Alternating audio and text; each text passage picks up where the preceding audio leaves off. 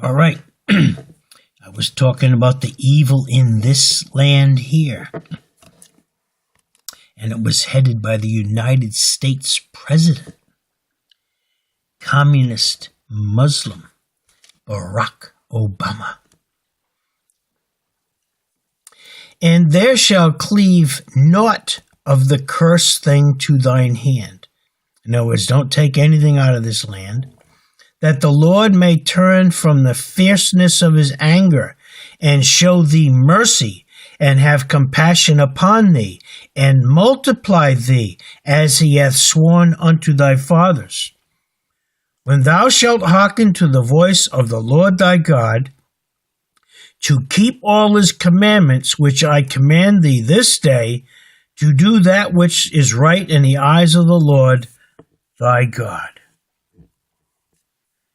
Wow. Let me look back here a little bit. Let me look in the front of this book of Deuteronomy. I want to see what it says here. All right, the author. Throughout the book of Deuteronomy, Moses is declared to be the author of the addresses which make up the major part of the work. It is obvious that the account of his death, given at the end, is the work of another writer, quite probably Joshua. Now, Joshua is one of the ones that came out of Egypt. It is thus entirely proper to refer to Deuteronomy as the fifth book of Moses. I want you to tell who's doing the story here. All right, chapter 14. This gets very interesting.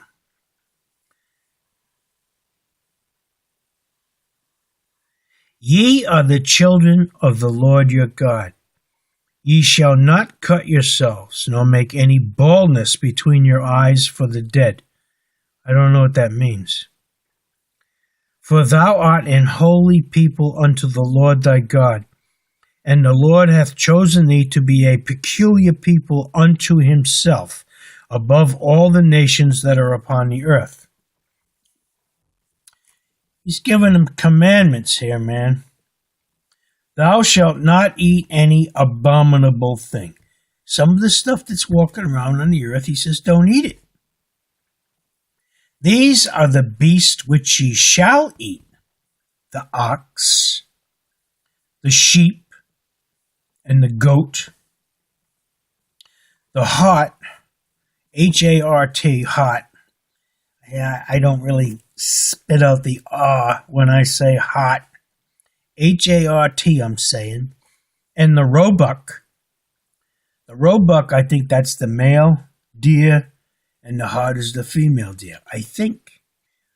I got a section in this book that has all that listed and says what it is, but I ain't going to look it up. And the fallow deer. What's that mean? I don't know. But the stuff is in here if I want to look it up. And the wild goat. And the pygarg. P-Y-G-A-R-G.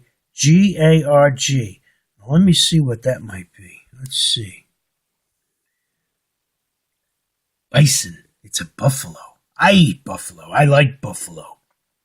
And the wild ox. And the chamois. C-H-A-M-O-I-S. Chamois. I don't know what that means. And every beast that parteth the hoof, and cleaveth the cleft into two claws, and cheweth the cud among beasts, that ye shall eat. It's called a cow. Nevertheless, these ye shall not eat of them that chew the cud, or of them that divide the cloven hoof, as the camel and the hare. That's a reb. A reb? Don't eat rabbits? Is that right? And the hare and the coney. For they chew the cud, but divide not the hoof. Therefore they are unclean unto you. That's interesting. And the swine. He's talking about pigs. Now he's talking about the Israelites here. This commandment was given to the Israelites. He's not talking about me, all right? I'm not an Israelite. I'm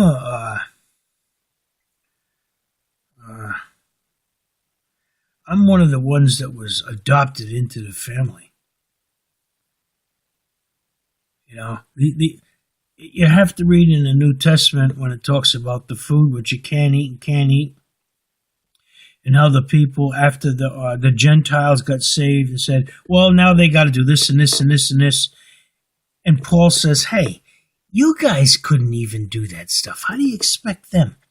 So don't get too freaked out when I read this stuff here. He's talking to the Israelites here, right? He's not talking to me. I eat a pig. For a while there, I wasn't eating it because I thought I wasn't supposed to. But that's a personal preference. If you want to follow along with this diet here, you can do it. But there's nothing wrong with the Gentile eating a pig. I like ribs. I like bacon.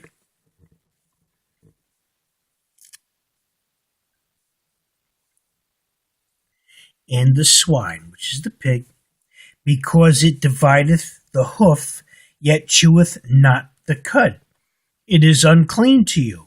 Ye shall not eat of their flesh, nor touch their dead carcass. He's talking to the Israelites here. He ain't talking to the regular folk. These ye shall eat of all that are in the waters. All that have fins and scales shall ye eat. That's the fish. All right? But he's not talking about lobster and crabs and quahogs and all that kind of stuff. That's garbage. He tells you not to eat that. And I really think you shouldn't eat it because those are scavengers. They eat all the garbage in the ocean. And whatsoever hath not fins and scales, ye may not eat. It is unclean unto you. I don't think you should eat lobsters and crabs. Matter of fact, it looks like crap. White, that white-looking meat, stinks too, man. You go down to a shellfish place, where they're selling fish and stuff like that. Now, a fresh fish smells like a fresh fish. But after it gets to be a couple of days old, and if it's not kept properly, it begins to stink real quick. I wouldn't eat that. I don't really like fish. I eat bumblebee tuna fish from the can. I mix it with mayonnaise or mustard with some onion in there. I eat that. That's the only kind of fish I eat. Unless I'm out camping by the creek and I pull a little trout out and I burn the heck out of it in a frying pan over an open fire with some onion, some beans, and some potatoes and some bacon. Tastes pretty good when you're camping out. All right. Of all clean birds ye shall eat, but these are they of which ye shall not eat: the eagle, and the ossifrage, and the osprey, and the glede. I have no idea what this is. And the kite, and the vulture after his kind, and every raven after his kind, and the owl, and the nighthawk, and the cuckoo bird, and the hawk after his kind, the little owl, and the great owl, and the swan, and the pelican. These are the ones you don't eat. And the gyre, G-I-E-R, eagle, and the cormorant, and the stork, and the heron after her kind, and the lapwing, and the bat. Just looking at a bat tells me not to eat it. And every creeping thing that flieth is unclean unto you. They shall not be eaten. But of all clean fowls ye may eat. Ye shall not eat of anything that dieth of itself. That means if you find it dead, nothing killed it, maybe it died of a disease, right? Thou shalt give it unto the stranger that is in thy gates, that he may eat it. All right. As the Israelites, he's telling them, you don't eat it. Like today, if somebody hits a deer with a car or a truck, the Israelites, he's saying, hey, don't eat that. Give it to somebody else. Like me. I like venison. Or thou mayest sell it unto an alien. For thou art an holy people unto the Lord thy God. Thou shalt not seethe a kid in his mother's milk. Thou shalt truly tithe all the increase of thy seed that the field bringeth forth year by year. He's saying you're going to be sharing it with the people who are doing the work of God. And that ricochets right out into the poor folk and stuff. Jesus says we will always have the poor with us. Now in America pays people not to work. The illegal aliens gives them free medical care, blah, blah, blah, to bring them on in here to get the Democrat vote so they can vote the good people out and cause America to walk down the wrong path, following the evil stuff. They're trying to get rid of God. And I'm talking about it right here. Thou shalt eat before the Lord thy God in the place which he shall choose to place his name there. The tithe of thy corn, and of thy wine, and of thine oil, and the firstlings of thy herds and of thy flocks, that thou mayest learn to fear the Lord thy God always. Doing the right thing. And you have the right kind of respect and reverence towards God. And if the way be too long for thee, so that thou art not able to carry it, or if the place be too far from thee, which the Lord thy God shall choose to set his name there. He's talking about if you're in Chicago and he wants you to go to Memphis, Tennessee and eat, and you can't make it. This is here he's giving you an out. When the Lord thy God hath blessed thee, then shalt thou turn it into money.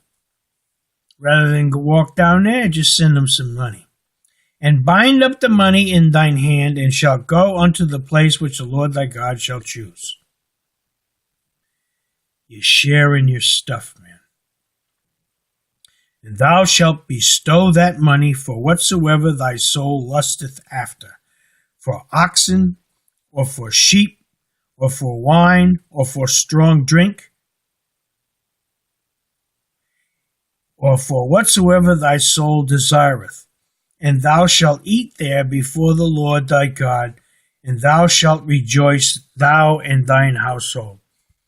He says you can do, if you just can't make it, do it in some other spot.